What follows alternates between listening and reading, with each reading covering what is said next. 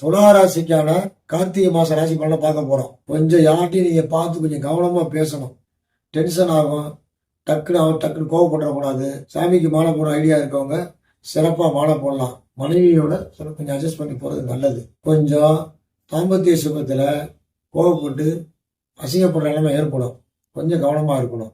குலதெய்வ கோயிலுக்கு கண்டிப்பா போயிட்டு வரணும். உடன்பிறப்புகளால் நன்மைகள் பயக்காது. உதவிகள் கேட்டாலோ சில உதவிகள் எதிர்பார்த்தாலோ கிடைக்காது. இன்னொரு அவன் கஷ்டப்படுறோம் நம்ம செஞ்சோம், நம்ம கேட்கும்போது செய்ய மாட்டேங்கிறாங்க நினைக்கக்கூடாது. தொழில் செய்யற மாதிரி இருக்கும், கௌரவமா இருக்க மாதிரி இருக்கும். ஆனா கேவலப்படுறது உங்களுக்கு மட்டும்தான் தெரியும்.